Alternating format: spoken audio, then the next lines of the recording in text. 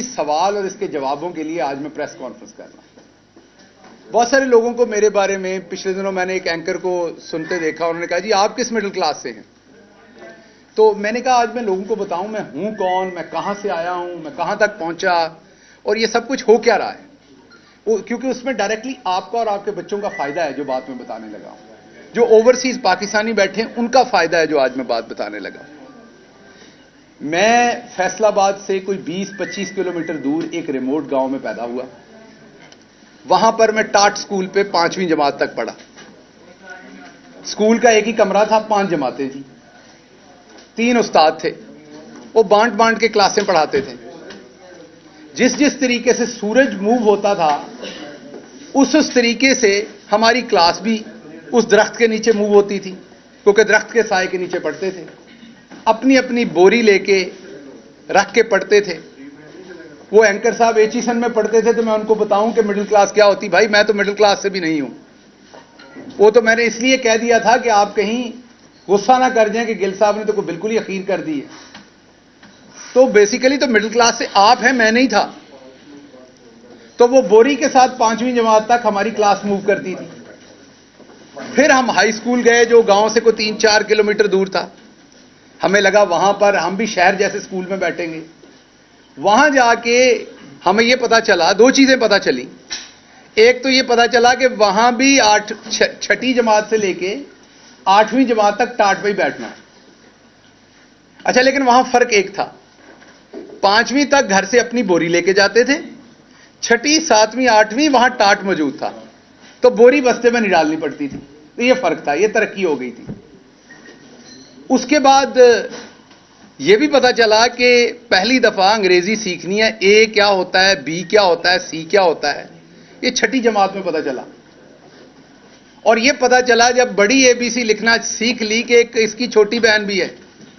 जैसे बड़ी मरियम बाजी है ऐसे कि छोटी मरियम बाजी भी है। बड़ी एबीसी अगर आपने सीख भी ली तो छोटी एबीसी भी लिखनी सीखनी पड़नी है। वो बड़ी मुसीबत थी। उसमें पता चला 4 लाइनें हैं, उनके दरमियान में कोई लफ्ज ऊपर लिखना है कोई नीचे, तो डंडे पड़ते थे सर्दियों में। तो मेरी उनको गुजारिश है, जो दोस्त समझते हैं कि मिडिल क्लास क्या होती है, तो मैं अब आपके यूट्यूब के लाइक्स और व्यूज तो मेरे बढ़ाने का ठेका नहीं है, तो मैं तो आपके साथ नहीं आ सकता। आप किसी और बंदे को इंटरव्यू कर लें जो टाट वाले स्कूल पे पढ़ा है, ताकि आपको पता चले कि मिडिल क्लास होती क्या है। हमारी फीस होती थी ₹1.25 स्कूल की, और घर से मिलते थे 25 पैसे लंच के लिए। तो जनाब इसको लोअर मिडिल क्लास कहते हैं, मिडिल क्लास नहीं कहते जिससे मैं बिलोंग करता था। हाँ ठीक है, हम अपने गांव में आसूदा थे, हमसे भी बहुत गरीब लोग थे गांव के अंदर, लेकिन अगर आपसे कंपेयर करें तो ना हमने तकरीबन मेरा ख्याल पहली दफा 11वीं जमात में पता चला कि ये पिज्जा भी कोई चीज होती है, बर्गर भी कोई चीज होती है। हमारे यहां सेब तब आता था जब कोई बंदा बीमार होता था। हमारे यहां किन्नू खाया जाता था क्योंकि घर का होता था, तरबूज खाया जाता था क्योंकि घर का होता था। यही 2-3 फ्रूट हमें पता थे। तो इसमें से निकल के शहबाज गिल पढ़ते पढ़ाते पीएचडी की शहबाज गिल ने लीडरशिप में, क्योंकि शहबाज गिल के बड़े ख्वाब थे। 30 स्टूडेंट थे मेरे साथ। कितने जी? मेरे प्राइमरी स्कूल में 5वीं जमात में जब हम पास आउट हुए तो 30 स्टूडेंट थे। उन 30 में से एक हमारी बहादुर पाकिस्तान बहरिया के अंदर सिपाही के तौर पर 10वीं जमात के बाद दाखिल हो गया, और दूसरा शहबाज गिल। बाकी उन 30 में से किसी ने मैट्रिक पास नहीं की। तो शहबाज गिल ने बड़े ख्वाब देखे। शहबाज गिल सोचता होता था, फिल्में देखता था हॉलीवुड की कि अमेरिका की भी यूनिवर्सिटियां हैं। शहबाज गिल एक यूनिवर्सिटी में पढ़ाने गया, मैं नाम नहीं लूंगा, प्राइवेट यूनिवर्सिटी थी इस्लामाबाद की। उन्होंने मेरा इंटरव्यू लिया, इंटरव्यू में मैं नंबर 1 आया। वो अभी भी प्रोफेसर साहब हैं, एक यूनिवर्सिटी के वाइस चांसलर हैं। बाद में मेरी उनसे बड़ी दोस्ती बनी, लेकिन उनको किसी की सिफारिश थी तो उन्हें वो बंदा सिलेक्ट करना पड़ा। तो मेरा दोस्त जो मुझे साथ लेके गया था वो मुझे बाहर पूछता है कि नहीं बात बनी। मैंने कहा नहीं, यूनिवर्सिटी बहुत छोटी है, मुझे ऐसी यूनिवर्सिटी में पढ़ाना है जिसके कॉरिडोर लंबे हों ताकि मेरा कोट उड़े जब मैं उसमें चलूं। तो ये राणा साहब हाई कोर्ट में चलते हैं ना, तो इनके कोट उड़ते हैं। तो मैंने फिल्मों में देखा था कि प्रोफेसर्स के कोट होते हैं वो पहनते हैं और वो कोट उड़ते हैं, तो वो ख्वाब देखता था मैं पीएचडी की लीडरशिप में अपने पैसों से, किसी स्कॉलरशिप के बगैर। पोस्ट डॉक्टरेट करने के लिए हुकूमत पाकिस्तान ने स्कॉलरशिप दिया। जरदारी साहब बैठे हुए थे उस टाइम, उन्होंने कहा सैलाब आ गया, पैसे खत्म हो गए, गिल साहब तो आनू कोई पैसा नहीं देना। सो अपनी चीजें बेच के, अपनी प्रॉपर्टी बेच के मैं पोस्ट डॉक्टरेट करने के लिए अमेरिका चला गया। अमेरिका की दूसरी बड़ी university, university of Illinois Urbana champagne, और पूरे अमेरिका में इंटरनेशनल स्टूडेंट्स होस्ट करने वाली, जिस यूनिवर्सिटी में इंटरनेशनल स्टूडेंट पूरे अमेरिका में सबसे ज्यादा हैं, वो यूनिवर्सिटी है। जिस यूनिवर्सिटी में मैंने पढ़ने का ख्वाब नहीं देखा था, अल्लाह रब्बुल इज्जत ने करम किया और टाट स्कूल वाला बच्चा वहां पर 30 साल की उम्र में प्रोफेसर बन गया। पढ़ाना शुरू हुआ तो हम लोअर मिडिल क्लास से मिडिल क्लास में आ गए, हमारे यहां आसूदगी हो गई। अभी मैं अपने करियर के पीक तो मैं उसे नहीं कहूंगा, थोड़ा सा ऊपर था, तो मैं पाकिस्तान आता था बाकायदगी से, क्योंकि मैंने वहां की नेशनलिटी नहीं ली हुई थी। तो मेरी खान साहब से मुलाकात हुई, उन्होंने दावत दी, असद उमर साहब, खान साहब, उन्होंने दावत दी कि पाकिस्तान के लिए बड़ा जरूरी है कि पढ़े लिखे मिडिल क्लास के लोग आएं। पाकिस्तान को लूट लिया गया है यहां की अशराफिया ने। आप जैसे लोग जो अपने मसाइल से निकले हुए हैं, आपको इन मसलों का पता है। मेरे जैसा बंदा जो बस पे बैठ के कॉलेज जाता था, मैं यहां वो टिपिकल सियासतदानों वाली आपके साथ नहीं करता, सारे लोग मेरे जानने वाले, मैं आपको 10 नाम बता देता हूं जो मेरे साथ पढ़ते थे। गांव से होंडा CD70 के ऊपर बैठ के गवर्नमेंट कॉलेज फैसलाबाद आते थे, 25 किलोमीटर का सफर था। हमारे साथ, क्योंकि वो कॉलेज सबसे अच्छा था, साथ पढ़ने वाले बच्चे ज्यादातर अशराफिया के थे। और हम जब आते थे, पहला लेक्चर 8 बजे शुरू होता था, तो 1 घंटा लगता था टांगें गर्म करने में। टांगें अकड़ी होती थी जब मोटरसाइकिल से उतरते थे, खड़े नहीं हुआ जाता था सीधा। इसलिए कहता हूं कि मैं मिडिल क्लास से हूं। मैंने वो सब कुछ देखा हुआ है, सहा हुआ है, बर्दाश्त किया हुआ है। उसके बाद पार्टी में आ गए। पार्टी में पहले 3 साल तो हमारी सोशल मीडिया हमें गालियां निकालती रही, पैराशूटर पैराशूटर। 2002 से खान साहब को सपोर्ट कर रहा हूं। यूनिवर्सिटी ने पहली दफा वीलॉग करना सिखाया 2010-11 में, आपने नाम नहीं सुना होगा। स्टूडेंट्स की मदद के लिए वहां पर वीलॉग करना सिखाया कि क्लास पढ़ाने के बाद जो उनके सवाल रह जाएं वो आप वीलॉग में बताएं उन्हें। तो मुझे अभी भी याद है, मैंने अपना बोंडा से वीलॉग रिकॉर्ड कराने शुरू किए इमरान खान की मदद में। अभी भी यूट्यूब पे उस जमाने के पड़े हुए हैं। उसके बावजूद यहां आया तो पहले 3-4 साल जो हमारे सो कॉल्ड पार्टी के वारिस है, उन्होंने कहा जी ये तो पैराशूटर है, ये कहां से आ गया। उस नफरत को बर्दाश्त किया अंदर से। बाहर की शराफिया की तो नफरत थी। अनकन्वेंशनल था, आपके साथ भी वैसे ही डील करता था, हामिद मीर साहब के साथ भी और कामरान शाहिद के साथ भी। तो मेरे लिए आप सारे सहाफी थे, मैं तड़ाक करके जवाब देता था जो मुझे आता था। यही मेरी एकेडमिक लाइफ ने मुझे सिखाया था, क्योंकि अमेरिका में बच्चा आपसे खुल के सवाल करता है, आपका नाम लेके सवाल करता है। आप तैयारी करके क्लास में नहीं गए तो वो आपको उसी टाइम बता देता है। वहां आप जनाब लिहाज के चक्कर में आप गलत पढ़ा के नहीं आ सकते। आप ये नहीं कह सकते कि आज समोसे खाने का दिल है, क्लास नहीं पढ़ानी। आपको वक्त पे जाना है, पूरा काम करके वक्त पे निकलना है। मेहनत की, मां बाप की दुआएं थी, दोस्तों की दुआएं थी, आप लोगों की बहुत सारों की मेहरबानियां थी। मैं पॉलिटिकल लाइफ में आगे चलता गया, वज़ीर आज़म के दफ्तर में पहुंच गए, वहां भी काम किया। लेकिन जहां जहां मैंने काम किया, मेरे कंधों पर 29 लोगों का वजन था हमेशा। शहबाज गिल ने इसलिए फेल नहीं होना था और ना कभी इंशाल्लाह होगा, क्योंकि वो उन 30 लोगों को रिप्रेजेंट कर रहा था university of Illinois Urbana champagne में भी, वो उन 30 लोगों को रिप्रेजेंट कर रहा था यहां चीफ मिनिस्टर ऑफिस में भी, वो उन 30 लोगों को रिप्रेजेंट कर रहा था प्राइम मिनिस्टर ऑफ पाकिस्तान के ऑफिस में भी। शहबाज गिल के कंधों के ऊपर उन 30 लोगों की ख्वाहिशें थी साथ, क्योंकि उनमें से बेचारे ज्यादातर तो उधर चारा डाल रहे हैं, उन्होंने कभी शहर नहीं देखा, उनके पांव की एड़ियां फटी हुई हैं, कभी वो वैसलीन नहीं लगा सके। मैं वो टिपिकल सियासतदानों वाली बातें नहीं कर रहा कि जी मेरे घर में ये नहीं है, मेरे इलाके में ये नहीं है। मैं जो बातें कर रहा हूं, मेरे साथ 2-4 लोग चले, मैं अपने क्लास फेलो से आपको मिलवा देता हूं। सो उन तमाम लोगों का बोझ लेके मैं खड़ा था, क्योंकि मैंने जीतना था, मैंने उनके लिए जीतना था, ताकि आगे उनके बच्चे सोचें कि इस गांव में पैदा होकर स्टार्ट स्कूल में पढ़ के आपका जहां दिल करे आप वहां पहुंच सकते हैं। और मैं पहुंचा। मैंने अमेरिका में, ये रांझा साहब बैठे हुए हैं, ये बताएंगे, अमेरिका में जाके डॉक्टर्स तो हमारे सेटल हो जाते हैं, टेक्निकल एजुकेशन, वो भी बहुत बड़ी बात है, छोटी बात नहीं है। लेकिन अमेरिका में पाकिस्तानी पढ़ा हुआ प्रोफेसर आप ढूंढ के दिखा दें मुझे।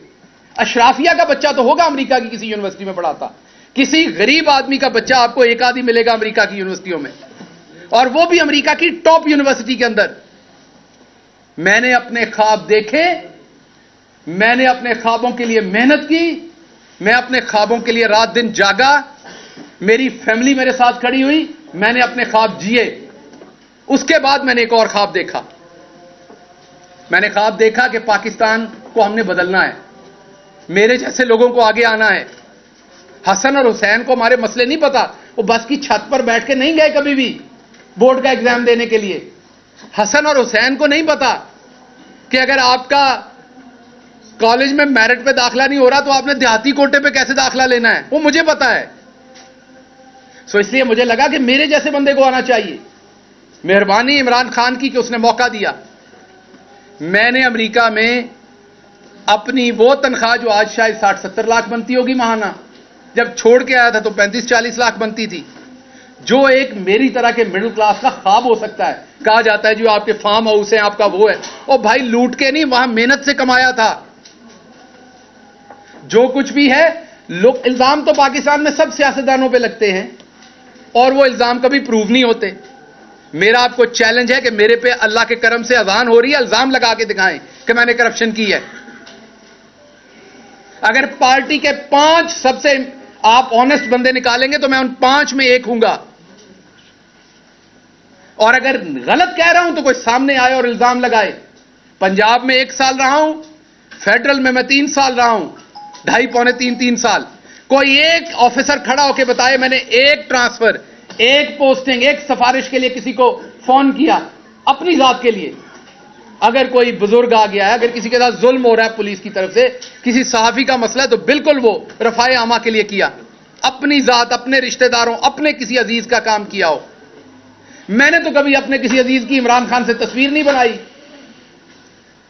चीफ ऑफ स्टाफ होने के बावजूद मेरे किसी दोस्त की तस्वीर दिखा दे, मेरे किसी फैमिली मेंबर की, मेरे भाई की, मेरी बीवी की, मेरे किसी इंसान की तस्वीर दिखा दे इमरान खान के साथ। मैंने एक ही चीज सीखी थी, पूरा तोलो। जब मेरे पे जिम्मेदारी थी मैंने पूरा तोला। मैंने अमेरिका में एक आर्टिकल लिखा। मेरे दादा एक अनपढ़ थे, चौधरी इस्माइल गिल। जब पाकिस्तान बना, इधर मजाक उड़ाया गया, इनकी दादी आलू पालक पका रही थी गर्मियों में। हम अमृतसर वाले हर चीज की वड़ियां बनाते हैं। सर्दी तब फ्रिजें नहीं होती थी, सर्दियों की आपकी जो सब्जियां हैं वो गर्मियों में इस्तेमाल होती, गर्मियों की सब्जियों। अब आप हमारा, क्योंकि उधर बॉर्डर बंद है, हमें पता नहीं इस कल्चर का। अमृतसर से जो लोग आए वो भी घरों में बनाते हैं, तो आपको इस बात का क्या पता कि हम गर्मियों में भी साग खाते थे, हम गर्मियों में भी आलू मटर हमारे पास होते थे, क्योंकि हम उसका जैसे आप अचार बनाते हैं इसी तरीके से वो सब्जियां भी सिक्योर हो जाती थी। बहरहाल इस बकवास पे मैं क्या जाऊं, मैं वापस आता हूं कि मेरे दादा बहुत परेशान थे कि उन्होंने पाकिस्तान आना है कि नहीं। ये मैंने आर्टिकल लिखा था अमेरिका में, दोबारा पब्लिश करूंगा। ये लिखा था जब आदित्यनाथ योगी के, क्या नाम है उसका, जो यूपी का चीफ मिनिस्टर बना, जब उसने कहा कि मुसलमान चले जाएं, तो मैं अमेरिका में प्रोफेसर था पाकिस्तानी, तो मैंने एक आर्टिकल लिखा था अमेरिका की अखबार में कि मेरे दादा बहुत परेशान थे कि उन्हें पाकिस्तान जाना है कि नहीं, क्योंकि सब कुछ छोड़ के जाना पड़ना था। उन्होंने फैसला लिया था और वो सारी उम्र जब तक यहां थे, जितनी देर जिंदा रहे, तो वो पूछते रहे, अनश्योर थे कि मैंने सही फैसला किया था कि नहीं। उसको देश कहते थे जब भी बात सुनाते थे। सभी के आपके बुजुर्ग जितने, वो देश कह के बातें सुनाते थे, आपको पता है। तो वो अनश्योर थे कि मुझे वहां जाना है कि नहीं जाना, छोड़ के आना चाहिए था कि नहीं। तो मैंने अमेरिका में बैठ के जवाब दिया था कि दादाजी आपका फैसला दुरुस्त था। अगर आज आप इंडिया में होते तो आपको आदित्यनाथ योगी जो है वो आपको 2-3 हजार रुपए देता, कहता टिकट पकड़ो और लाहौर जाओ। आपने अच्छा किया था, पाकिस्तान आ गए थे। वहां मुसलमानों के लिए पनाह नहीं है, घर नहीं है। लेकिन अगर मेरे दादा को यह पता होता कि मेरा पोता सारी मेहनत करके हर जगह पहुंचेगा, फिर उसे नंगा करके मारा जाएगा, तो शायद वो दोबारा सोचते कि मैंने जाना था कि नहीं। और मुझे अगर अमेरिका में यह लिखते हुए पता होता और अगर मुझे आते हुए यहां पता होता कि मैं पाकिस्तान बदलने जा रहा हूं। आपने देखा हमारी पार्टी में मैं अपनी पार्टी के हर शख्स का एहतराम करता हूं जो आज इमरान खान के साथ खड़ा है। इमरान खान जान की बाजी लगा रहा है इस कौम के लिए। जो उसके साथ किसी भी तरह से खड़ा है, मैं उसके पांव की धूल के बराबर भी नहीं हूं। लेकिन आपने एक सवाल पूछा अपने आप से, गिरफ्तारियां तो बहुत हुई, पर्चे भी बहुत हुए। वैसी किस्म का जो मैं बयान नहीं कर सकता यहां आपको, वो तशद्दुद सिर्फ शहबाज गिल पे, आवाज बंद सिर्फ शहबाज गिल की, 16 दिन घर वालों से, दोस्तों से, किसी से मिलने ना दिया गया, वो सिर्फ शहबाज गिल को। अदालतों में ट्रायल चल रहे, तेजी से यहां 3-3 साल फर्दे जुर्म आयद नहीं हुई। मेरे पे 2 महीने के अंदर फर्दे जुर्म आयद करनी, जिसमें सजाए मौत है, जिसमें उम्र कैद है। क्यों? क्योंकि मैं उस इस्माइल गिल का पोतरा हूं जो लोअर मिडिल क्लास से था, अनपढ़ था, वहां से उठ के यहां आ गया था। उसकी यह गलती थी। हिंदुस्तान के अंदर यही 124A जो दफा है, इसके ऊपर लोगों के ऊपर मुकदमात किए गए और सबसे ज्यादा मुसलमानों को गद्दारी के जुर्म में जेलों में डाला गया। हिंदुस्तान की सुप्रीम कोर्ट ने आखिर तंग आके इस कानून को अंग्रेजों का काला कानून कह के बंद कर दिया। आज हिंदुस्तान के अंदर किसी के ऊपर, इस दफा के ऊपर पर्चे नहीं हो सकते। और मेरे ऊपर 2 दर्जन गद्दारी के पर्चे दे दिए। मैं कहां से गद्दार हूं? मेरा बाप कहां से गद्दार है? मेरा दादा कहां से गद्दार है? हम अपना सब कुछ छोड़ के इस मुल्क में 2 दफा हिजरत की हमने। मेरा दादा सब कुछ छोड़ के आया, मुझे मौका मिला, मैं दुनिया के सबसे सुपर पावर में गया, वहां की सबसे बड़ी यूनिवर्सिटी में गया, मैं टॉप सैलरी ले रहा था, अपने सारे मटेरियल ख्वाब जी सकता था। सब कुछ छोड़ के, अपनी फैमिली वहां छोड़ के मैं यहां आया। मुझे सबने मना किया, मुझे पछतावा नहीं है, मैं इसकी कीमत दे रहा हूं। लेकिन आपको बता रहा हूं, ओवरसीज पाकिस्तानियों को बता रहा हूं, आपको यह बुखार नहीं होना चाहिए। मैंने आज रांझा साहब को बताया, इनको भी बड़ी चुल है यहां सियासत करने की। मैंने कहा आपको यह बुखार नहीं होना चाहिए, चुप करके वहां अपना काम करें, पाकिस्तान की मदद करनी, वहां से पैसे भेजें बस। खबरदार, आप मिडिल क्लास के लोगों ने सोचा कि आप सियासत करके इन वडेरों के बराबर बैठ सकते हैं। क्योंकि मैं इनसे डरता नहीं था, मैं बराबर के जवाब देता था, मेरे अंदर खौफ नहीं था। मैं इन वडेरों की औलाद को बराबर टीवी पे टक्करता था। मुझे तब भी धमकियां दी जाती थी। मैं वाहिद हूं पीटीआई में जिसने पीटीआई की हुकूमत में आप सबके सामने हाईकोर्ट में केस भुगते, मुंह पे स्याही डलवाई, अंडे खाए, जूते मारे गए मुझे। मेरी अपनी हुकूमत, मेरा अपना चीफ मिनिस्टर, मेरी अपनी पुलिस मुझे प्रोटेक्ट नहीं कर सकी तब। क्यों? क्योंकि मैं मिडिल क्लास से था। यहां आप किसी और की हुकूमत में किसी शहजादे को हाथ लगा के देखें, ऐसी की तैसी आपकी। गरीब को तो ऐसे उठाते हैं, गरीब को तो ऐसे उठाते हैं, मिडिल क्लास के बंदे को तो ऐसे उठाते हैं जैसे उसका कोई हक ही नहीं है। एफआईआर देते हैं, मैं देखता हूं उसमें जो दफात लगी हुई हैं, इतनी तो जमातें नहीं मैंने पढ़ी सारी जिंदगी में जितनी आपने दफात लगा दी मेरे ऊपर। और मेरे बयानों को अपनी मर्जी से तोड़ मरोड़ कर पेश किया। आप कहते मैंने ये गुनाह नहीं किया, नहीं आपने किया है। जबरदस्ती है आपके ऊपर कि आपने किया है गुनाह। अब क्या हो रहा है? छुपा के एफआईआर दी जा रही है। अगर मैं पॉइंट आउट करता हूं, कहते पार्टी छोड़ रहा है। लोग अपने अपने वीलॉग्स के व्यूज बढ़ाने के लिए शहबाज गिल पार्टी छोड़ने की सोच रहा है। शहबाज गिल ने अपना सब कुछ जला दिया इस मुल्क के लिए। इमरान खान के साथ अभी भी खड़ा है, पार्टी छोड़ने के लिए खड़ा है। सो इसलिए मैं आज की प्रेस कॉन्फ्रेंस में जो सबसे इंपॉर्टेंट बात आपसे करने जा रहा था, वो अब करने जा रहा हूं। मेरे ऊपर एक बलूचिस्तान में एफआईआर दी गई, जिसको हमने वहां पर वकला हायर किए। आम बंदे के लिए आम बात है, अमीर आदमी के घर में कोई बीमार हो जाए ना, आम बात है। ड्राइवर होता है, मैनेजर होता है, हॉस्पिटल फोन हो जाता है, वहां सब कुछ तैयार हो जाता है। ये पीछे असलम साहब खड़े हैं, इनसे पूछें हमारे जैसे फैमिलियों में जब कोई बीमार होता है तो क्या होता है? पहला फिक्र पैंदी है पैसे कितों ले आने ने। चलें ठीक है, मैं आप लोगों में से आसूदा हो गया अमेरिका जाने में, लेकिन जानता तो हूं ना ये सारे मसले। इसी तरह जब केस बनता है ना गरीब आदमी पे, मिडिल क्लास पे, तो उसको पता होता है मैंने उस अदालत में पहुंचना कैसे, मैंने वकील कहां से करना है, मैंने इस मुकदमे को कैसे लड़ना है, क्योंकि आपका वो अशराफिया का नेटवर्क नहीं है जिसने आपको परों में छुपा लेना है। बलूचिस्तान में केस हुआ, बलूचिस्तान की हाई कोर्ट में गए, बलूचिस्तान के जज साहब ऑर्डर कर रहे हैं कि अगर कोई और एफआईआर है शहबाज गिल पे तो वो ले आओ। बलूचिस्तान के जज साहब के साथ झूठ बोला जाता है, एफआईआर नहीं लाई जाती उनके सामने, जो होती है उसे वो कानून के मुताबिक क्वैश करते हैं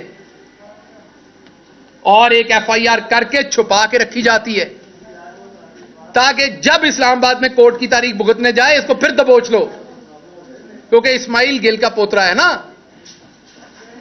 ये कौन सा किसी नवाब का पोतरा है, दबोच लो दोबारा। लाहौर के हाई कोर्ट में आता हूं, मेरा सलाम है जजेस को, अल्लाह की कसम, जितने पेशेंस के साथ इस मुल्क के जजेस कोशिश कर रहे हैं इस टाइम, शायद ही कोई और कर रहा हो, लेकिन जो पूरा निजाम बना दिया गया है, ये जो इस टाइम हुकूमत बैठी हुई है, इनकी जो हटदर्मी है, जिस तरह जजेस के फैसलों को ये ब्रेक करते हैं, जिस तरह उसको रोकते हैं, उसका कहीं मुजाहरा हमने नहीं देखा पहले। 6 के करीब हेयरिंग्स हुई, हर दफा जज साहब ने कहा लाएं कौन सी एफआईआर है, झूठ बोले गए, नहीं बताया गया। अभी पिछली हेयरिंग में भी एफआईआर की पूरी तफसील नहीं दी गई, सिर्फ यह बताया गया कि हां जी बलूचिस्तान में एक और एफआईआर है। तो मेरा सवाल है, यह बलूचिस्तान हाई कोर्ट के जो ऑनरेबल जज का फैसला था कि कोई और एफआईआर है तो सामने लाएं, उसकी बेतौकीरी करने की जुर्रत किसकी हुई है?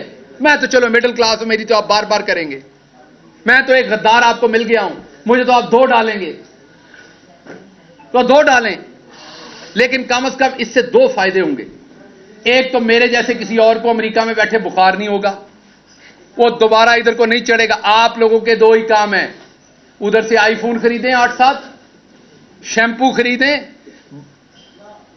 बॉडी वॉश खरीदें, इधर के लिए और तोहफे खरीदें, बैग बनाएं, इधर हंस के तस्वीरें खिंचवाएं और वापस दफा हो जाएं। इधर हक मत मांगिएगा अपना बराबरी का, क्योंकि आपको आदतें पड़ी हुई हैं वहां की, आपको जुकाम हुआ है वहां का, वहां आपको दी जाती है बराबर की इज्जत। यूनिवर्सिटी ऑफ इलिनॉय में मुझे कोई गद्दार नहीं कह सकता था अमेरिका का, हालांकि मैं अमेरिका का शहरी नहीं था, मैंने अमेरिका के साथ वफादारी का हल कभी नहीं दिया था, लेकिन वहां मैं खुल के बात करता था, मुझे कोई गद्दार नहीं कह सकता था। लेकिन जिस मुल्क में मेरे दादा ने अपना सब कुछ छोड़ के पांव रखा, जिस मुल्क के लिए सब कुछ कुर्बान किया, वहां पर एक दफा नहीं 2 दर्जन गद्दारी के मुकदमात है मेरे ऊपर। पूछा भी नहीं जा रहा, कोई जालिम पूछ भी नहीं रहा कि शहबाज गिल इनको लड़ लोगे। अब आपने अगर मुझे उम्र कैद या आपने मुझे सजाए मौत देनी, वो तो एक पर्चे में ही दे लोगे, तो 2 जान छुड़ाओ। आपने मुझे सजाए मौत देनी, दे दे, जान छुड़ाएं, क्योंकि मैं इस जिल्लत की जिंदगी में सजाए मौत से कम आपसे नहीं लूंगा। देनी है तो अब आपको मुझे सजाए मौत देनी है, मैं अदालत से मांगूंगा कि मुझे सजाए मौत दी जाए, क्योंकि मैं इस जिल्लत की जिंदगी नहीं जीना चाहूंगा। जो आप मेरे माथे पे लिख रहे हैं, इस्माइल गिल का पोता गद्दार नहीं है इस मुल्क का। आप किस तरह मुझे आपने मारा, मैंने गिला नहीं किया, मैं इतने महीनों से चुप हूं, क्योंकि इधर से उठाऊंगा अपना पेट नंगा होगा। मेरा मुल्क है ना, नहीं बात की मैंने, किसी ने कहा डर गया। आपने देखा जो आपके पास 1 घंटा 2 घंटे रहे, उन्होंने बाहर आके क्या किया? मैं 16 दिन रहा आपके पास, मैं चुप हो गया। सब्र है हम लोगों में, हम गांव के लोग हैं, हमें बड़ा सब्र है, हम लगे हुए जख्म भी माफ कर देते हैं, बहुत सब्र है, लार्जर गुड के लिए बहुत कुछ करते हैं हम लोग। मुझे पता है मेरे मुल्क को इसका नुकसान होना है। मुझे मेरी यूनिवर्सिटी ने कहा कि बताओ यहां किसको लिखना है। आपको पता है मैंने आज तक अमेरिकन एम्बेसी को खत नहीं लिखा। मेरी बीवी वहां बैठी है, मैंने उसे मना किया आपने किसी को ईमेल नहीं करनी। यहां किसी को जुकाम हो जाए तो ये हर फॉरेन जो कोई एनजीओ को लिखते हैं, यूएन में लिखते हैं, कहां लिखते हैं। मैंने अपनी सारी फैमिली को मना किया कि नहीं लिखना, इंसाफ पाकिस्तान में लेना है, पाकिस्तान को बाहर बदनाम नहीं करना। यह सच है कि मेरे पे तशद्दुद हुआ, मेरे पास तस्वीरें हैं उसकी, लेकिन क्या बाहर जाके नंगा करूं अपने मुल्क को? तो मैंने अपनी पूरी फैमिली को मना किया कि आपने किसी बैरूनी इदारे को नहीं लिखना। इस मुल्क की तौकीर को नहीं छेड़ना आपने,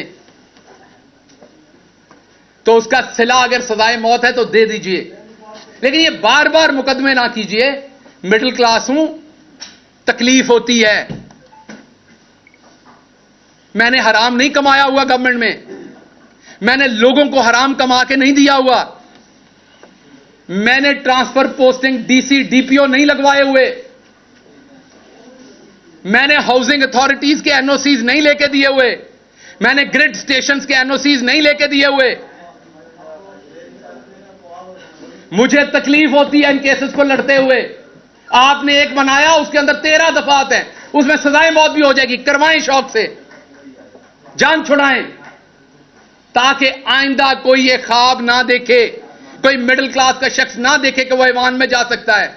मैं माफी मांगता हूं कि मैंने ये ख्वाब देखा था, मैं माफी मांगता हूं कि मैं आपके बराबर समझता था अपने आप को। आप काश मुझे शुरू में दुत्कार देते, आप मुझे शुरू में मेरी औकात बताते। सो इसलिए मैं दोबारा आपको कहता हूं, मेरे पे मुकदमात करने सामने करें, ये छुपा छुपा के ना करें। मैं इतना ताकतवर शख्स नहीं हूं, ना मेरे पास कोई इतना नेटवर्क है पाकिस्तान के अंदर कि मैं आपके छुपे हुए मुकदमा ढूंढ लूंगा, कभी वहां से बलोचिस्तान से। वो मैंने जहां पे मेरे पे मुकदमा किया, मैंने देखा है वो 22 घंटे की मुसाफत है। तो उससे बेहतर नहीं आप इधर ही सजाए मौत दिलवा दें। मेरे घर वालों को लाश लेने की भी आसानी होगी, वहां से उस जेल से कैसे लाश लेके आएंगे? तो कुछ तो सोचें। या ये जुर्म मेरा ये है कि मैं मिडिल क्लास से हूं, आपने फड़का के रखना है। मैंने कभी नहीं कहा कि किसी, इवन नून लीग के किसी बंदे को आज तक मैंने नहीं कहा कि उसे जेल में डालें। मैं मुजफ्फरगढ़ से निकला, हमारी हुकूमत थी उस शाम को, मैंने कहा मैं सबको माफ करता हूं। आपको मेरी प्रेस कॉन्फ्रेंस याद होगी, मुजफ्फरगढ़ में मुझे पकड़ा गया था, हमारी हुकूमत बन गई थी। मैंने कहा यहां से ऐलान करता हूं, मेरी पार्टी किसी नून लीग वाले को सियासी मुखालफत बयानबाजी पे अंदर करेगी, मैं खिलाफ खड़ा हूंगा जाके। अभी भी कहता हूं, हमेशा खिलाफ खड़ा हूंगा। एक तरफ करप्शन करने वाले नवाज शरीफ के बेटे की तस्वीर लीक हो गई थी, तस्वीर लीक हो गई थी, कुर्सी पे बैठे साथ टिश्यू पेपर का डब्बा भी था, और मेरी रात के 2 बजे तशद्दुद करके मेरा ये जबड़ा तोड़ के तस्वीरें खींच के मुझे ह्यूमिलिएट करने के लिए रिलीज की गई, इसलिए कि मैं चौधरी नजीर अहमद गिल का बेटा था, मैं मिडिल क्लास था, मेरा कोई रौला डालने वाला नहीं था। मैंने किसी सहाफी को पेट्रोल पंप या उनके प्लॉट नहीं दिए हुए थे, मेरी माफिया नहीं थी। ख्याल करें, कुछ ख्याल करें। ये ला इलाहा इल्लल्लाह मोहम्मद रसूलुल्लाह के नाम पे बना है मुल्क, ख्याल करें कुछ। अगर आम आदमी गलती से पहुंच जाता, ख्याल करें कुछ। बड़े सारे ख्वाब है मेरे गांव के मेरे साथ जुड़े हुए, बड़ी सारी ख्वाहिशें हैं उनकी अभी, और मैंने सब लोगों की तरह उनको डबोया नहीं है। आपने मुझे 16 दिन रखा, आप मुझे दोबारा 16 दिन रखें, मेरे पे एक छींटा करप्शन का निकाल के दिखाएं। पाकिस्तान में आज करप्शन करना नॉर्मल है। मेरी फैमिली ने एक दफा 2000 रुपए का पेट्रोल, सरकारी गाड़ी का 2000 रुपए का पेट्रोल जो है वो प्राइवेट गाड़ी में डाल दिया। मैंने अपनी फैमिली से लड़ाई की, मैंने वो 2000 का पेट्रोल उसी टाइम कैश के साथ सरकारी गाड़ी में डाला। मैंने इबादत समझ के ये काम किया है। सो इसलिए या तो मुझे सजाए मौत दे, ये वाले काम मेरे साथ ना करें। हर दूसरे दिन है आप मेरे पे एफआईआर दे देते हैं। मैं राणा सनाउल्लाह साहब उसके बाद कहते हैं कि जी भुगते हैं जी, इनके रोने निकल गए। मैं मास्क मांग रहा था, मैं रो नहीं रहा था। आपका सांस बंद होगा तो आपके मुंह से भी निकलेगी वो चीज। मेरा सांस बंद था। मैं चुप इसलिए हूं कि मैं बोलूंगा तो उसमें बेतौकीरी है। मैं बुजदिली से चुप नहीं हूं, मैं बेतौकीरी से चुप हूं। गुस्सा है अभी मेरे अंदर, मैं किसी अपने के बारे में कुछ गलत ना कह दूं, क्योंकि मैं गलत, आप अपना आपके साथ गलत भी करता है ना, तो आप गलत वापस नहीं कह सकते। जिससे आपने सारी जिंदगी प्यार किया हो ना, आपके साथ वो ज्यादती भी कर जाए तो आप वापस गलत नहीं कहते। मुझे अदराक है कि मेरे मुंह से कुछ गलत नहीं निकलना चाहिए, वरना इससे ज्यादा मेरे साथ और क्या होना है। जो हो चुका है, जो हो रहा है, मेरी आपने पूरी जिंदगी पिछले 6 महीने में तबाह करके रख दी। आप यहां तक नहीं रुके कि आपने मेरी बीवी पे झूठे केसेस बना दिए। मेरी बीवी जो कि एक प्रोफेसर है, पढ़ाती है, वहां पे पढ़ती है, पीएचडी कर रही है, आपने उसमें झूठे केसेस बना दिए ताकि वो पाकिस्तान ना आ सके। मुझे आपने ईसीएल पे डाल दिया ताकि मैं अपनी फैमिली से ना मिल सकूं। सब कबूल है, गद्दार मत कहिए, गद्दार नहीं हूं मैं। और जो करना है वो एक एफआईआर में कर लीजिए, आपके हाथ में है। और मैं आपको बता दूं, मुझे किसी ने नहीं बचाना, मुझे यह भी बताया। अगर फांसी आपने देने का सोच लिया तो लगनी है, मैं हाजिर हूं, क्योंकि मैं बच नहीं सकता। तो मैं अब और क्या सोचूं, तो मैं हाजिर हूं, अब कर लीजिए। अगर जिंदगी इतनी लिखी तो ऐसे सही। लेकिन आपको पता है कि जिस दिन सजाए मौत दी जाती है उस दिन भी नहला के धुला के दी जाती है। उस दिन भी आपको खाना खिलाया जाता है, आपकी किसी सूरत तजलील नहीं की जाती। ये तजलील ना करें कि मुझे पता ही नहीं होता एफआईआर कहां है। मैं हर रोज नई एफआईआर ढूंढ रहा हूं, अदालतों के चक्कर लगा रहा हूं, जी बता दे मेरी एफआईआर कहां है। और आवाज बुलंद करता हूं कि पार्टी के लोग मुकदमे नहीं करते, कहते हैं जी पार्टी पे तनकीद कर रहा है। और भाई मैं बता रहा हूं, मैं असद उमर को देखता हूं, वो हर अदालत की पेशी पे खुद पहुंचे होते हैं। हक किनका लड़ रहे हैं? पंजाब के एमपीएस का, कि जल्दी इलेक्शन हो। और वहां 3 एमपीएस होते हैं, बाकी कोई नहीं होता। तो क्या यह गलत बात है अगर मैं करता हूं तो इसलिए आपके कोई सवालात हैं तो मैं उनका जवाब दूंगा। मैं सिर्फ यह चाहता हूं कि आपने जिस तरीके से फवाद चौधरी के केस में 4 दफा हाईकोर्ट के जज की बेतौकीरी की, इंडियन सुप्रीम कोर्ट फैसला दे चुकी है 124A पे। बंदयाल साहब, आप शान है पंजाब की, पाकिस्तान की, बड़ी बड़ी आपसे तौक़ात है, दुनिया की बेस्ट यूनिवर्सिटी से पढ़े हुए हैं। Please move your pen. अगर आप अभी जस्टिस नहीं करेंगे ऑनरेबल जज साहब, तो कब करेंगे? अगर इंडियन सुप्रीम कोर्ट हटा सकती है, अंग्रेज जो हमारे ऊपर गासिब था, हम जिसके गुलाम थे, वो कहता था इस केस में आप गद्दार हैं, अब तो ये हमारा अपना मुल्क है, अब हम गद्दार कैसे हो गए? या फिर बता दीजिए कि ये अभी भी सिर्फ अशराफिया का मुल्क है, मिडिल क्लास गांव के लोग अभी भी यहां गद्दार हो सकते हैं। बताएंगे किसी एक शहजादे को आपने गद्दार कहा हो? बताएंगे किसी एक शहजादे पे आपने चला होगा तो हबीब जालिब पे चला होगा, चला होगा तो फैज पे चला होगा। मिडिल क्लास के लोगों को ही गद्दार कहा गया, उन्हीं पे केसेस चले। तो इसलिए मेहरबानी कीजिए चीफ जस्टिस साहब, आपकी खामोशी भी अब तकलीफ देती है। मेहरबानी कीजिए, पाकिस्तानी आपकी तरफ देख रहे हैं। पूरे एहतराम से मैं कह रहा हूं, मैं पूरे एहतराम से जजेस को कह रहा हूं कि आपकी तरफ देख रहे हैं। मैं आपसे यह भी वादा करता हूं, कोई आया तो मैं उसे एयरपोर्ट पे खुद रोकूंगा। मैं आप किसी ओवरसीज पाकिस्तानी को सियासत में नहीं आने दूंगा जो ईमानदारी से सियासत करना चाहता है। हां, वो वाले तो आएंगे जो आते हैं, वजीर आजम बनते हैं, काम पूरा करते हैं, बक्सा उठा के वापस चले जाते हैं। कोई हमारी तरह का आने लगेगा ना मिडिल क्लास, तो मैं उसे कहूंगा नहीं आना। मुझे यह समझ आ गई है कि हमारी ये औकात नहीं है। मुझे अच्छी तरह से समझ आ गई कि हम इस चीज के लिए नहीं बने। मुझे यह भी अच्छी तरह समझ आ गई, इवन यहां बैठे भाइयों ने भी अभी मेरे कपड़े उतारने हैं, शहजादों के नहीं उतरने। शहजादों से सवाल नहीं, ऊंची आवाज में सवाल नहीं हो सकता। यहां पे बैठे भाइयों ने भी, डॉक्टर साहब आप तब ये किया करते थे, आप अपनी हुकूमत में ये किया करते थे, आपको तब शर्म नहीं आती थी, आपको तब ख्याल नहीं आता था। क्योंकि आपको भी पता है आगे मिडिल क्लास बैठा हुआ है। सो ये हमने पूरा माशरा जानवरों का माशरा बना दिया है। इवन जंगल में भी हकूक होते हैं, हमने जंगल से भी ऊपर काम कर दिया है। मैं नहीं बोलना चाहता, इसलिए खुदारा दोबारा सोचिए। हम इस मुल्क के शहरी हैं, हम इस मुल्क से मोहब्बत करते हैं। इस मुल्क के अदलिया हो, कोई भी इदारा हो, हर इदारे का एहतराम करते हैं, मोहब्बत करते हैं। पॉलिटिकल डिफरेंसेस हो सकते हैं, इसलिए इनको पॉलिटिकल डिफरेंस रहने दीजिए, इस हद तक ना जाइए। हमने नवाज शरीफ की तरह करप्शन नहीं की हुई, हमने पैसा नहीं बनाया हुआ। हम पे 1-2 केस बनाए, उसमें मैंने बार बार कहा सजाए मौत करा दें।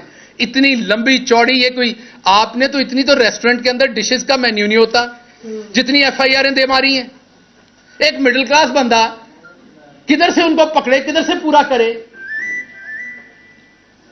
कोई सवालात जी? डॉक्टर साहब ये फरमाइएगा कि पहली बात तो ये है डॉक्टर साहब कि जितने भी हमारे सहाफी हैं, जो कुर्सी पे होता है हम सवाल करते हैं। नहीं हाजिर हूं। हाँ, और सख्त सवाल भी करते हैं। मैं माजरत अगर मेरी कोई बात आपको बुरी लगी। बात नहीं, हमें ये नहीं है, और ऐसा नहीं है कि हम किसी पे ऐसे कर रहे हो, ये गलत बात है, ऐसा नहीं है। और एक सवाल ये है कि आपकी चेयरमैन तहरीक इंसाफ इमरान खान साहब के साथ मुलाकात हुई थी कुछ दिन कबल। ये फरमाइए, जो आप थोड़ा सा ऐसा लग रहा है जैसे आप गिला कर रहे हैं पार्टी के कि वो लोग नहीं आ रहे, ये राब्ते में नहीं है, ऐसा शायद महसूस हो रहा है हमें। क्या खान साहब ने क्या कहा आपके हवाले से ओवरऑल और आइंदा का लाहेअमल जो है पार्टी की सतह पे आपके हवाले से? देखिए, दो चीजें जहन में रखिए, आपको दो चीजें पता होनी चाहिए। जो लोग नजरिए पे आते हैं उनके लिए सीटें, ओहदे, टिकटें, वजारतें, मिशारतें, मैंने पता नहीं आप लोग इसको मेरी हो सकता है स्टुपिडिटी हो, मेरी हो सकता है ओवर कॉन्फिडेंस हो, लेकिन मुझे लगता है कि मैंने पंजाब के अंदर बगैर एमपीए बने, बगैर मिनिस्टर बने, बहुत सारे मिनिस्टरों से ज्यादा नाम कमाया, बहुत सारे मिनिस्टरों से ज्यादा इन्फ्लुएंस कमाया पब्लिक लाइफ में। सो मेरे लिए, मैंने फेडरल में भी ऐसे ही कमाया, मेरे लिए इन ओहदों की कोई हैसियत नहीं, मेरे लिए नजरिए की हैसियत है। मैं उस पर इमरान खान के साथ आया था, उनसे जो मुलाकात हुई वो भी उनकी हेल्थ के बारे में, मेरे केसेस के बारे में ये बात हुई। जो मैं बाहर बात करता हूं वो मुझे तकलीफ होती है देख के, वो कोई खान साहब से मुलाकात से रिलेटेड वो बात नहीं है। मुझे बताइए ना, असद उमर साहब इस्लामाबाद से लाहौर आते हैं, उनके साथ 3-4 वहां पर लोग यहां से लाहौर से उठ के जाते हैं या पंजाब से उठ के जाते हैं, बाकी क्यों नहीं जाते? कौन कहेगा पार्टी में, ये कौन झंझोड़ेगा इन्हें? तो झंझोड़ता हूं तो क्या गिला? नहीं, मेरा हक है। चले मेरे केस में तो वो ले लेंगे, इंडिविजुअल है, मेरा फायदा होना है अगर मैं बच गया उसमें से, तो वो तो केस सबका है ना। तो इसलिए बात कर रहा हूं, बिल्कुल इसका किसी और वजह से, और बात करता रहूंगा मैं, क्योंकि यही हमारे लीडर ने सिखाया कि बात करें, बात करता रहूंगा। लेकिन जो फैसल वाडा साहब या दूसरे लोग हैं वो अशराफियां हैं, उनकी और बात होती है, उनकी बातों में और बातें होती हैं, उनकी बातों के अंदर wheels with in the wheels होते हैं। हमारी जो बात है वो सीधी है, इतनी सी बात है जो कर दी है और इतनी ही है। पार्टी में था, हूं, रहूंगा, पार्टी के डिसिप्लिन का पाबंद हूं। आपकी तरफ आता है, ये बताइएगा, ये जो गिला आप कर रहे हैं, ये जब आप भी पेशी पे जाते हैं तो आपके साथ भी कोई रहनुमा या एमपी? इसका मैंने जवाब दे दिया, आगे चले। इसमें कोई इंपॉर्टेंट बात नहीं, इसमें कोई मसाला नहीं निकलना। सिर्फ मैं अपने मेंबरान को कह रहा हूं, मैं बताता हूं, ये सिर्फ मेंबरान अपने को बता रहा हूं कि पूरी एफर्ट करें। अकेले खान ने आपका ठेका नहीं लिया हुआ सारी एफर्ट करने का, आप सबको एफर्ट करनी पड़नी, अकेले खान ने सारा वजन नहीं उठाया। एक आपने ट्वीट किया, ट्वीट के अंदर आपने कहा वही वर्ड दोहराए जो कि फैसल वावडा जो है मुख्तलिफ प्रोग्राम्स में बैठ के दोहराते हैं कि आप तीनों के सांप। वो कौन है आप तीनों के सांप जो खान साहब के इर्द गिर्द हैं? इधर भी होंगे 4-5, हर जगह ही होते हैं, कोई परेशानी नहीं लेते उस पर। मफाद परस्त लोग हैं, जब दोबारा अगर हुकूमत में आए, इमरान खान साहब के अच्छे दिन हुए तो फिर आपको जरूर बुला के बताऊंगा। अभी नहीं। आपने इस्लामाबाद पुलिस को ये बयान दिया है कि जो आपने बात की थी वो अमाद यूसुफ साहब के मशवरे से की थी। क्या आपने इस्लामाबाद पुलिस को कोई ऐसा बयान दिया है? यार वो मैंने जिमनियां पढ़ी तो नहीं है, लेकिन मुझे किसी ने बताया उस जिमनी में तो इतनी इंटरेस्टिंग बातें लिखी हैं कि मुझे खुद अंदाजा नहीं है। मेरी बिल्कुल मैंने ऐसा कोई बयान नहीं दिया, ना खान साहब के बारे में, ना अमाद यूसुफ साहब के बारे में, ना किसी और के बारे में। तो ये बिल्कुल गलत है, क्योंकि केस अदालत में, इसलिए मैं उस पर ज्यादा बात इसलिए नहीं कर सकता कि उसका फायदा नुकसान दूसरी पार्टी उठा लेती है, लेकिन ये बिल्कुल गलत बात है। डॉक्टर साहब ये बताइएगा कि पिछले दिनों जो है वो सीनियर रहनुमा नून लीग के जावेद लतीफ, उन्होंने भी प्रेस कॉन्फ्रेंस की, उसमें उन्होंने कहा कि हमारे साथ कोई डबल गेम कर रहा है। हमारे दौर में हमारे ऊपर नामालूम अफराद के पर्चे होते थे और इधर जो है वो सरकारी अफसरान से पर्चे दिलवाए जा रहे हैं इनके खिलाफ। तो ये नामालूम वाला मामला, आपसे एक बार ऑफ रिकॉर्ड भी बात हुई थी 90-4 में, वहां भी आपने कहा था कि ये मामलात अब खत्म होने वाले हैं। तो क्या ये खत्म हो जाएंगे नामालूम वाले मामलात, या ऐसे ही चलते रहेंगे? अगली दफा जब जावेद लतीफ की प्रेस कॉन्फ्रेंस हो, आपने बिल्कुल छुट्टी नहीं करनी और उनसे ये सवाल जरूर पूछना है। डॉक्टर साहब ये बताइएगा, डॉक्टर साहब ये आपने कहा है कि जो बैरून मुल्क लोग हैं वो पाकिस्तान ना आए, सियासत में हिस्सा ना लें, वैसे आए, मिलने आए, पाकिस्तान पैसे भेजें, सब कुछ करें, सियासत ना करें। आप खुद भी मीडिया कराते हैं, तो इसका मतलब आप तो सियासत करें या सियासत को खैर बात कह रहे हैं? भाई साहब मैं खैर बात नहीं कह रहा, पर मैं जो कुछ साड़ छड़िया सारे ने साड़ना है। मैं नहीं चाहूंगा कोई और जलाए सब कुछ। ये मैं नहीं चाहूंगा वो, इसकी कीमत बहुत बड़ी अदा की है मैंने, सब देंगे वो कीमत। डॉक्टर साहब ये बताएं जी असम साहब को कर, मैं आपकी तरफ आ रहा हूं। जो इमरान खान से आपकी मुलाकात हुई, उस मुलाकात में आपके केसेस के हवाले से उन्होंने क्या इंस्ट्रक्शन दी थी या पार्टी अहदेदारों को क्या इंस्ट्रक्शन दी थी, नंबर 1।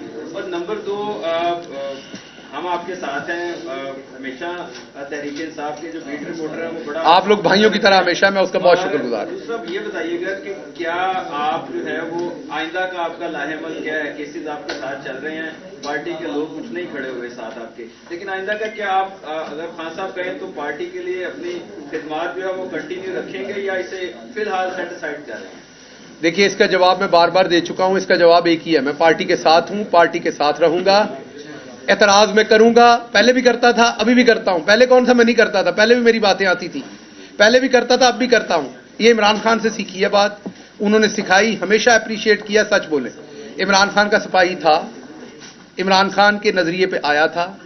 कोई ओहदा मिले ना मिले, किसी जगह पे काम कर रहा हूं ना करूं, अगले सवालों का जवाब दे रहा हूं ताकि मुस्तकबिल का भी, अगर सजाए मौत ना हुआ, जीता रहा तो उनके साथ सियासत करूंगा, फड़का दिया गया तो फिर अल्लाह की सुपुर्द। अच्छा डॉक्टर साहब ये बताएं कि अभी सारा कुछ जो कुछ आपके साथ हुआ है, ओवरसीज आप आए हैं, वो भी आपने बताया।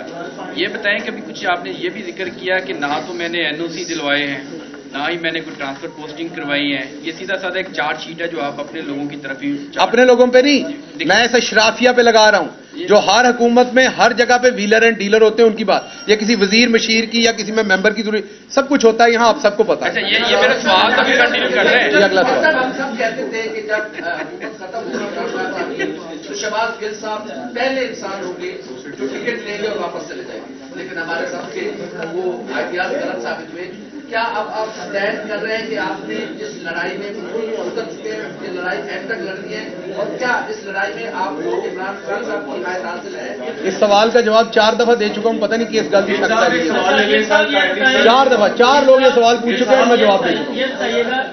आपने जो कुछ भी हो जाए, कभी इमरान खान के खिलाफ मेरे मुंह से बात नहीं निकलनी, जिधर से घुमा के भी सवाल हो, पार्टी के खिलाफ नहीं निकलनी। जो मफाद परस्त हैं हर जगह होते हैं, यहां भी है, पार्टी में भी होते हैं, यूनिवर्सिटी में होते हैं, हर जगह पे होते हैं, वो उनका करें। जब मेरे और पार्टी के फायदे में होगा तब जरूर नाम लेंगे। आपने प्रेस कॉन्फ्रेंस वाइंड अप करते हुए ये कहा कि जिनके साथ प्यार मोहब्बत होती है फिर उनका नाम नहीं लेते, जिक्र नहीं करते, उनके बारे में सवाया कलमात ही कहते हैं, खैर के कलमात। जनरल भाजपा आपके साथ 5.5 साल मिला, तो आपको नहीं लगता इमरान खान साहब को सवाया कलमात ही निकालनी चाहिए और आप ही हाथ होला रख देते, तो आज ये नाम है। आप अभी इमरान खान साहब से मिलके आए थे, मुझे बड़ा अफसोस हुआ कि आपने ये सवाल उनसे नहीं पूछा। अगली बार जाएं तो जरूर पूछिएगा। बहुत शुक्रिया। अब खान साहब के सवालों में जवाब